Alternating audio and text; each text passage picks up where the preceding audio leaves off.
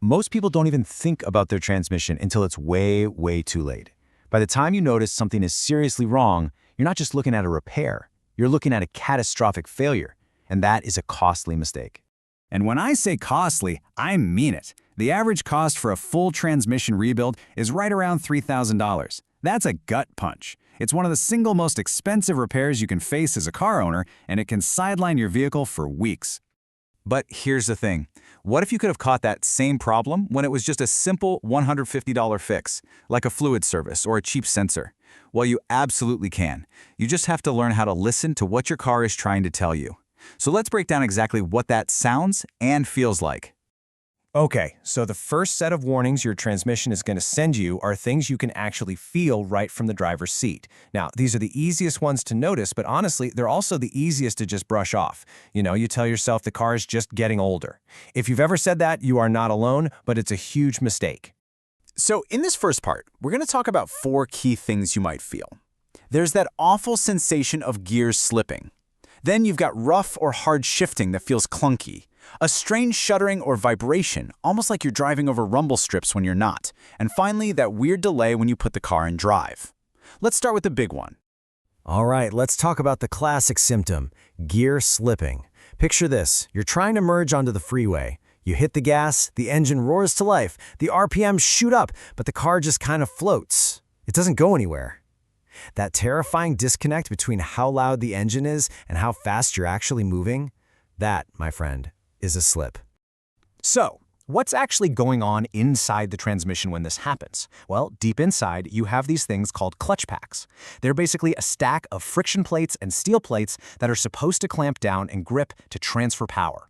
When that friction material wears down, they just can't grab on anymore. It's pretty much the same thing as a burnt-out clutch in a manual car. And the tolerances in here are just incredible. The clearance between these plates is everything. Once they wear down past about 30 thousandths of an inch, we're talking the thickness of a business card. They lose their grip. That tiny, tiny amount of wear is the literal difference between a transmission that works and one that's about to leave you stranded. Next up, let's talk about those rough, clunky, hard shifts. Now, a lot of people think this means their gears are grinding together, but that's really not what's happening. Here's what you need to know.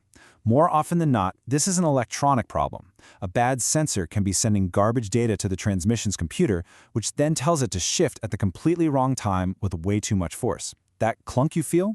That's it. It's a computer problem, not necessarily a mechanical one. All right, beyond what you can feel, there are warnings you have to use your other senses to pick up on. What you see, what you smell, and what you hear are just as important. And a lot of the time, these are the signs that a small problem is turning into a big one. Okay, one of the absolute best ways to check your transmission's health is to look at the fluid. Healthy transmission fluid is bright red, and you can see through it. If you pull out that dipstick and the fluid is dark brown or black and it has a distinct burnt smell, kind of like burnt toast, that is a massive, massive red flag. That's not just old fluid, that is the smell of your transmission literally cooking itself from the inside out. And here's why that burnt smell is so incredibly bad. Heat is the #1 enemy of your transmission. At its normal operating temperature, around 175 degrees, the fluid is perfectly happy. But get this, for every 20 degrees you go over that temperature, the life of that fluid gets cut in half. So by the time you hit 260 degrees, it's not really a lubricant anymore, it's just useless burnt sludge. Your ears are also a super powerful diagnostic tool. If you're hearing a high-pitched whining or a buzzing sound that changes as you accelerate, that's often pointing to a problem with the hydraulic pressure, like low fluid or a failing pump. Hear a clunk when you shift into gear? That could just be a worn-out mount. But if you hear a grinding noise, that's the one you absolutely cannot ignore. That is the sound of metal eating metal inside your transmission right now. Okay, so we've talked about what you can feel and what you can sense. Now let's get serious and talk about the undeniable red flags. These are not subtle little hints anymore. This is your car screaming for help, telling you that a major problem is imminent and you need to act immediately. And the first one is the most obvious, but you would be shocked how many people just put a piece of tape over it. The check engine light. If that light comes on, especially if you're feeling any of the other symptoms we talked about, that is your car's main computer confirming that it has detected a serious fault. It's not guessing, it knows. So when that light is on, a mechanic can plug in a scanner and pull specific codes like these. A P0700 code is a general one, basically the car just saying, hey, there's a problem with the transmission. But other codes like P0730 for an incorrect gear ratio or P0868 for low fluid pressure, they give you the exact clues you need. Knowing this stuff before you ever walk into a repair shop puts you in the driver's seat. All right, the next huge red flag is something called limp mode, sometimes called failsafe mode. This is when your car suddenly feels like it has zero power and it refuses to shift. And it's really important to understand what's happening here. This is not the transmission failing. This is a deliberate, self-preservation strategy programmed into your car to prevent a complete and total meltdown. So what does limp mode feel like? You'll shift into drive, and the car will lock itself into a single safe gear, usually second or third. This means taking off from a stoplight is incredibly sluggish, and if you try to get on the freeway, the engine will be revving sky high because it can't shift up. Your car's literally forcing you to drive slow and gentle, straight to a mechanic to save itself from being destroyed.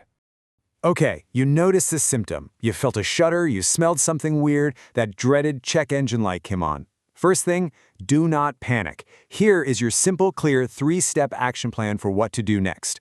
Step 1, if your car has a dipstick, check the fluid. Look at the level, look at the color. Is it bright red or is it burnt and brown? Step 2, scan for codes. You can buy a cheap scanner online for less than $30 and do this yourself in about a minute. This step is absolutely crucial because it arms you with data. And finally, step 3, with that knowledge in hand, you can go talk to a transmission professional and you'll actually know what you're talking about. And that really brings us to the single most important takeaway from all of this. I want you to remember this. The difference between a simple, inexpensive fluid change and a wallet-destroying $3,000 rebuild is almost always just one thing: early detection. Catching it early changes everything. So, the next time you get in your car, don't just drive. Listen.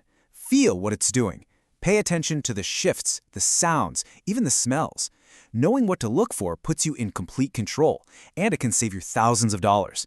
So I'll leave you with this. Is your car trying to tell you something?